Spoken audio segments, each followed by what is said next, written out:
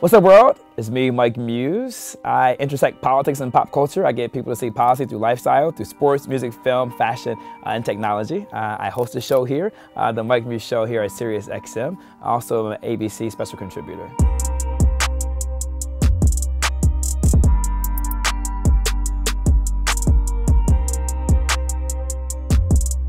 You know, I believe as a society, we put so much pressure on finding your passion. I've always been a big believer instead of following your curiosity. And it's through following my curiosity that I was able to really discover this intersection of politics and pop culture. I did that in a couple of different ways. I started out in the music business. I had a co-founded a record label, Muse Recordings, and then I went on to be a part of President Obama. But I started with him when he was Senator Obama running for president in 2007. And what I realized I was doing was I was leveraging both aspects of it. I was leveraging the pop culture to give the political space and conversation and messaging a place for amplification and to make it cool and to popularize it, if you will. And then I realized I was leveraging pop culture to really help amplify the messaging. And I said, you know what? I woke up one morning and said, I'm actually intersecting these two worlds. And that's what drove me to figure out how can I do more of a deep dive into this intersection. And true enough, that is what gets me up every day. That is now my passion. And so for all of you out there that's watching, you too can find your passion a little bit later in life. You don't have to wait till you're 13. So that's how I found it.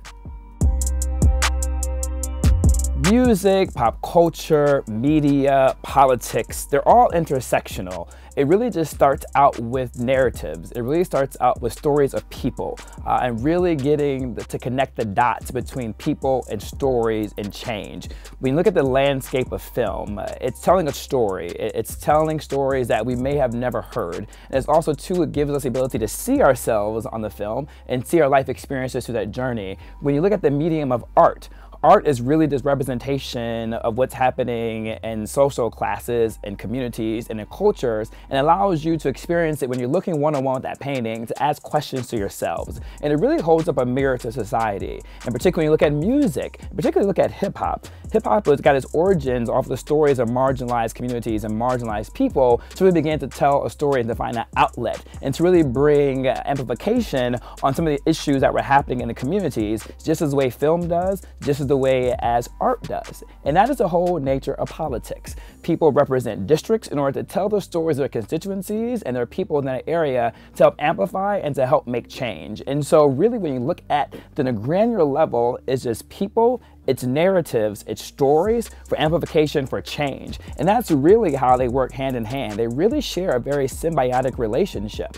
And really, when you think about it, every policy discussion has a touch point with lifestyle. And that's why it's important for me to do the work that I do, to really show and educate our democracy and individuals to participate in our democracy that, listen, you have a stake in this too. You are just as equal a part of the national conversation as those who are sitting in DC, and to really for us to even actually own that narrative so that individuals in DC don't determine the sweatshirts that we rock, don't determine the jewelry that we have, but that we have a voice in that. Because why? There's a policy associated with the sweater that I'm rocking right now. There's also a policy associated with the watch that I'm wearing. And so that's why it's important for me to have this intersection and to amplify it the way that I do.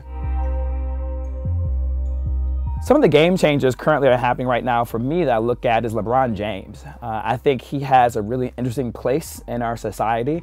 On my platforms, and I've always speak about this notion of qualifying and being qualified to speak on politics.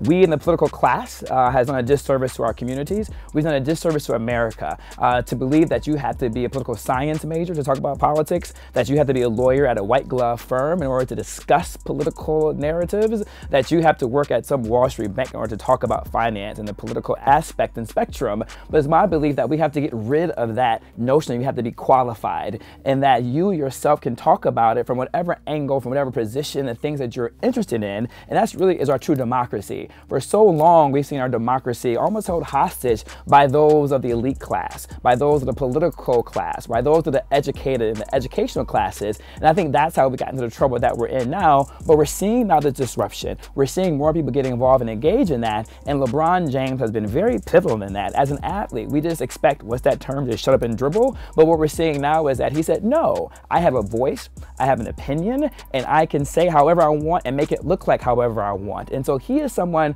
who I define as being really disruptive to that narrative of not being qualified. Another individual who's causing great disruption of not being qualified and not waiting your turn is Ryan Coogler. We saw the epic tale coming up of Black Panther. That was only Ryan Coogler's third film. So you mean to tell me you did Fruitvale Station, you go on to do Creed, and all of a sudden you're handed $100 million budget of a film, and then it goes on to gross and be game-changing in Hollywood, but also disrupted the nature that Black films and Black narratives and Black leads don't do well globally. Well, he shattered that box office. And I think there's something to be said about that moment, to accept the responsibility and say, I don't have to wait my turn. I don't have to wait 5 films in, 10 films in, to be able to man the helm of a $100 million budget film. And I think those are some of the disruptors that I think about. Beyonce, of course, she is absolutely killing the game in terms of, it's almost when she speaks, things move, right? And I think she owns the responsibility of it, and she's really mindful of that narrative. And of course, my favorite, President Obama, the way he entered the political spectrum and political space, he has given permission for others to enter this space too as well, and it almost gives them validation in this space that I too can be a difference and a change maker, and I too can make a difference. Yeah, so I got involved with President Obama's campaign in 07 as a fundraiser. And I have to be honest with you, I had never fundraised a day in my life. I didn't think that I could fundraise. I didn't think I knew enough people. And matter of fact, people told me, like, you'll never raise $1 million.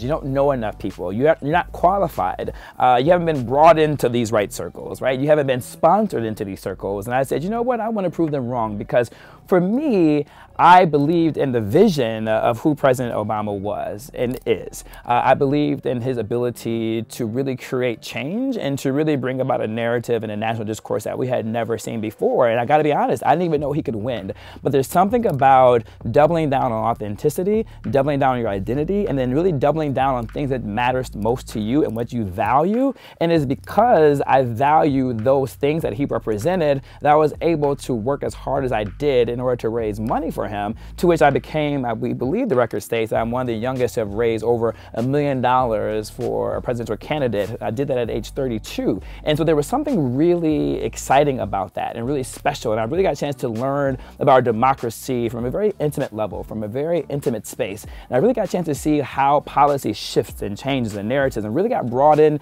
to the fold of the political aspect of our democracy. And it was such a lesson, if you will, that I couldn't even have never paid for if I ever went to a 4-year institution or went and got my doctoral degree. It was just something that will always be with me, but it's also too as a result of being with him and being associated with him for the 8 years of administration, the responsibility that comes with it, the responsibility to teach, the responsibility to amplify, and to really take all those lessons that I learned, understanding how policy is made, how policy is structured, how narratives are created politically, to take it back to the communities, to take it back to demographics, to take it back to my friends and say, this is how it works, let me teach you. Which is the reason why it's so important for me to have this platform that I do here at SiriusXM Radio, and to have the platform that I do at ABC, is really help amplify and to educate and to teach. The legacy I want to leave is this notion for those coming behind me that you don't have to wait your turn.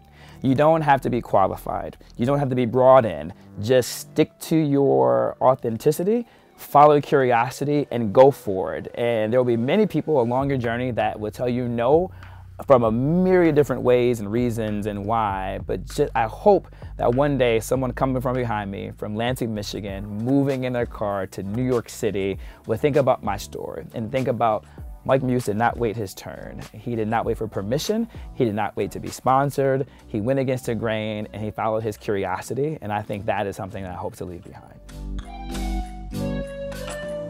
I am Mike Muse, and I am a game changer.